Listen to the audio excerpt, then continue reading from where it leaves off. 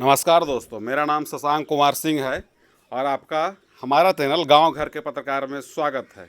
दोस्तों, आज हम बात करेंगे पैक्स यानी प्राइमरी एग्रीकल्चर क्रेडिट सोसाइटी यानी प्राथमिक कृषि ऋण समिति के बारे में, जिसका कि काम है ग्रामीण स्तर पर ग्राम पंचायत के किसानों को खाद, बीज, उर्वरक या फिर तैयार हुई फसलों को किसानों से खरीदना या और उसका भंडारण करना और समय समय पर किसानों को अगर ज़रूरत हो तो कम इंटरेस्ट पर अल्पकालीन समय के लिए यानी कम समय पे उनको लोन प्रोवाइड करवाना। लेकिन दोस्तों, आजकल देखा जा रहा है कि एक भी पैक्स अपना सही ढंग से काम नहीं कर रही है और ये केवल लूट का अड्डा बन चुकी है। और कोई भी पैक्स अध्यक्ष चुनाव जीतने के बाद किसी भी पंचायत के किसी गांव में नहीं दिखते हैं। हमारे बिहार में लगभग हर ग्राम पंचायत में आज पैक्स है, जिसे राज्य सरकार द्वारा रेगुलेट करवाया जा रहा है। केंद्रीय सहकारिता मंत्री अमित शाह ने बताया था कि जो बिहार में 8463 पैक्स रेगुलेट हो रहे हैं, उनमें से आधा पैक्स को डिजिटलाइज किया जा चुका है ताकि किसानों को ऑनलाइन इसके बारे में जानकारी मिल सके। लेकिन अभी तक एक भी पैक्स का वेबसाइट नहीं क्रिएट हुआ है। मैंने अपना ग्राम पंचायत, मेरा ग्राम पंचायत आपका कुमरा है, इस ग्राम पंचायत के पैक्स के बारे में जानकारी लेने की कोशिश की तो मुझे इंटरनेट पे कहीं भी इसका वेबसाइट नहीं मिला। इसके बाद मैंने बिहार सरकार के सहकारिता विभाग के वेबसाइट पर जाके एक टोल फ्री हेल्पलाइन नंबर लिया और उस पर जब मैंने बात की और अपने ग्राम पंचायत के पैक्स के बारे में जानकारी लेने का प्रयास किया तो एग्जीक्यूटिव ने इसके बारे में कोई जानकारी प्रोवाइड नहीं करवाई। न ही उन्हें मेरे पंचायत का पैक्स अध्यक्ष का नाम पता था और न ही मैनेजर और न ही मैनेजिंग कमेटी के किसी भी सदस्य के बारे में उनको जानकारी थी। उन्होंने यह कहकर पल्ला झाड़ लिया कि हमारे वरीय अधिकारी इसके बारे में ज़्यादा जानकारी दे पाएंगे। काम करवा रहा है तो मैं उसको कैसे जानूंगा, आप मुझे ये बताओ। सर, इस अंतर्गत के विभाग जानकारी के लिए सर हम अपने सीनियर अधिकारी को कल बात करा देंगे सर। इसके विभाग में कल क्यों बात करवाओगे आप? आज क्यों नहीं करवाओगे? आज आपके अधिकारी छुट्टी पे हैं सर। आज मेरे अधिकारी जो हैं सर छुट्टी पर हैं। अच्छा, तो ये आपका।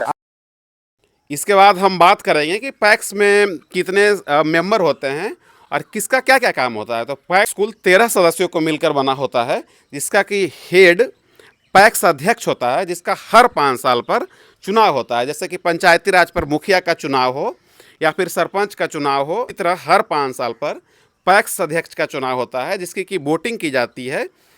और इसमें वोटिंग वही कर सकते हैं जो कि पैक्स के मेंबर हैं। पैक्स में 12 सदस्य और होते हैं जिन्हें कि मैनेजिंग कमेटी कहा जाता है।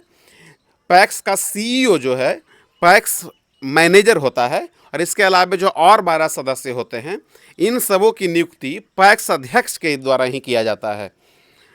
इसके जो 12 और मेंबर होते हैं, जिसमें कि 7 आपका सामान्य जाति से होने चाहिए और इसके बाद 2 महिलाओं का भी इसमें होना ज़रूरी है। और उसके बाद पिछड़ी जाति, अति पिछड़ी जाति, अनुसूचित जाति या जनजाति के एक सदस्य का इसका मेंबर होना ज़रूरी है ताकि सभी वर्गों को समान रूप से इसका लाभ मिल सके।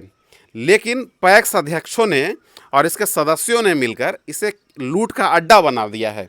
आपको जानकर बेहद हैरानी होगी कि जो पैक्स अध्यक्ष होते हैं अपने रिश्तेदारों को ही इसका मेंबर बनाते हैं या फिर जो पैक्स का सीईओ जो कि मैनेजर होता है उसकी भी नियुक्ति पैक्स अध्यक्ष ही करता है। कई बार तो देखा गया है कि पैक्स अध्यक्ष अपने पिता या अपने भाई को ही उस पैक्स का मैनेजर बना दिया।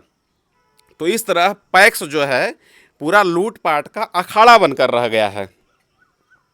मैं बिहार सरकार से पूछना चाहता हूं कि आपने पैक्स का निर्माण इसलिए किया था कि ग्रामीण स्तर के किसानों का उठने का मौका मिले और उन्हें समय पर अगर ऋण की आवश्यकता हो सके तो उनको प्रोवाइड करवाया जा सके।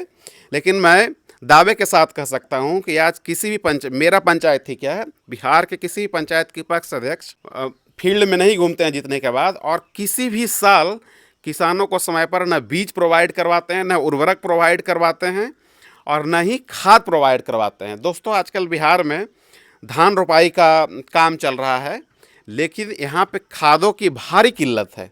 और ऐसा नहीं है कि इस साल केवल किल्लत है, हर साल किसानों को खादों के लिए भटकना पड़ता है। पैक्स का काम है कि वो ग्राम पंचायत के सभी किसानों को खाद प्रोवाइड करवाएं, लेकिन पैक्स अध्यक्ष केवल उन्हीं लोगों को खाद उपलब्ध करवाते हैं जो उनके परिवार के हैं या फिर वैसे किसान जो कि उनको पिछले चुनाव में वोट दिया था।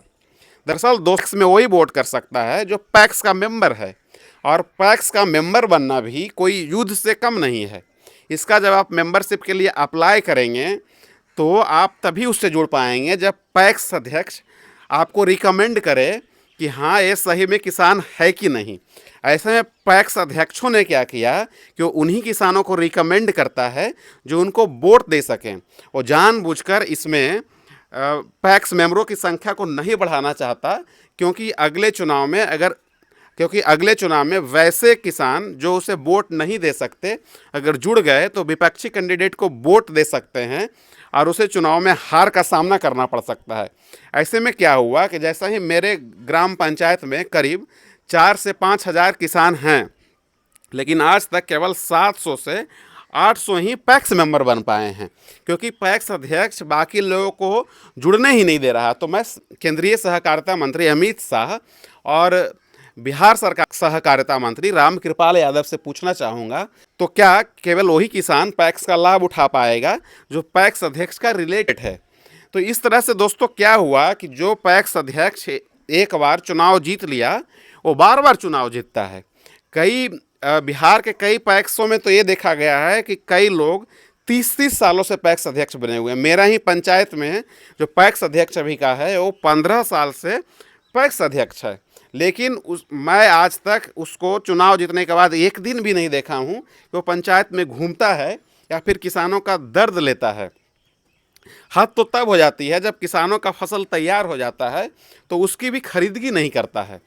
इससे क्या होता है, किसानों को, व्यापारियों को उसके हिसाब से अपना फसल बेचना जाता है, जबकि पैक्स इसलिए बनाया गया था कि पैक्स अध्यक्ष किसानों से फसल को एमएसपी यानी सरकार द्वारा डिसाइडेड न्यूनतम समर्थन मूल्य पर खरीदगी कर सके ताकि किसानों को लाभ मिल सके। लेकिन एक भी पैक्स अध्यक्ष ऐसा नहीं कर रहा है, केवल वो उसी किसानों से फसल को खरीदता है जो कि उसके रिलेटिव हैं। और केंद्रीय सहकारिता मंत्री अमित शाह ने विपक्षी पार्टियों के एक राज्यसभा मेंबर को जवाब देते हुए राज्यसभा में बताया था कि अगर पैक्स अध्यक्ष या पैक्स द्वारा किसानों से उसकी फसल की खरीदगी की जाती है तो 48 घंटों के अंदर ही इसका जो है मूल्य किसानों को सीधे बैंक खातों में ट्रांसफ़र कर दिया जाएगा। लेकिन दोस्तों ऐसा कुछ भी नहीं होता है। पैक्स अध्यक्ष क्या करते हैं, किसानों से फसल खरीद लेते हैं और उसे पैक्स के रिकॉर्ड में नहीं चढ़ाते हैं, और उसके बाद किसानों का उसका मूल्य करीब करीब 3 से 4 महीनों में देते हैं। जब भी किसान उनसे पैसा मांगने जाते हैं तो वो उन्हें अक्सर टहलाया करते हैं। तो मैं ये जानना चाहता हूँ कि ऐसा क्यों हो रहा है? अगर किसानों को तैयार फसल पे भी 3-4 महीने के बाद मूल्य मिल पाए तो फिर उसे बेचने का क्या ही औचित्य रह जाएगा।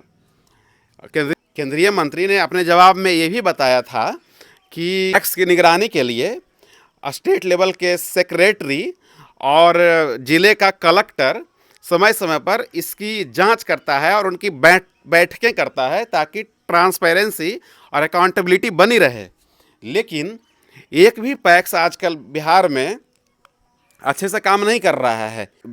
इवन मैं बिहार सरकार के सहकारिता डिपार्टमेंट के वेबसाइट को भी विजिट किया, लेकिन वहाँ से भी मुझे ये जानकारी नहीं मिल पाई कि किस पैक्स अध्यक्ष को कितना फंड एलोकेट किया गया है और इन पैसों के पैक्स अध्यक्षों ने क्या क्या किया। जैसे कि अभी ई पंचायती राज पर अगर मैं जाता हूँ तो हमारा जो मुखिया है क्या क्या हमारे पंचायत में अपने 5 सालों में काम किया है उसकी इन्फॉर्मेशन दी गई है। तो मैं सरकार से मांग करता हूँ कि पैक्स अध्यक्षों का भी इस तरह से कोई डेटा हो, या कोई बिहार सरकार कोई या सेंट्रल गवर्नमेंट कोई ऐसी वेबसाइट बनाए जिसपे कि सारा इन्फॉर्मेशन पता हो और पंचायत का किसान ये जान पाए कि पंचायत अध्यक्ष कितना काम कर रहे हैं। क्योंकि अगर वो उनसे फसल को नहीं खरीद रहे हैं, ना उन्हें रीड प्रोवाइड करवा रहे हैं, ना ही उनके तैयार फसल को खरीद रहे हैं, तो आखिर पैक्स अध्यक्ष काम क्या कर रहे हैं? क्या केवल पैक्स को इसलिए बनाया गया था कि वो केवल लूट मार मचा सकें, या फिर एक पैक्स अध्यक्षों का जीवन यापन करने का धंधा बन जाए, क्योंकि अक्सर देखा जा रहा है कि एक ही पैक्स कई सालों से बैठा हुआ है। वो कहा जाता है ना कि अगर किसी को ज़्यादा छूट दे दी जाए तो तानाशाह बन जाता है। आप ऐसे इसको ऐसे समझ सकते, जर्मनी के लोगों ने जब हिटलर को और रूस के लोगों ने स्टालिन को ज़्यादा छूट दे दी तो एक दिन वो तानाशाह बन गया और पूरे देश को अपने हिसाब से चलाने लगा।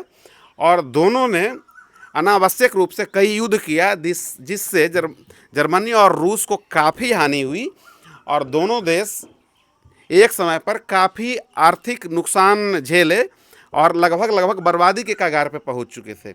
इसी तरह से दोस्तों बिहार में पैक्स का हाल हो गया है। न कोई खरीदगी की जा रही है, न किसानों को ऋण दिया जा रहा है, न ही उस किसानों के फसल का भंडारण किया जा रहा है।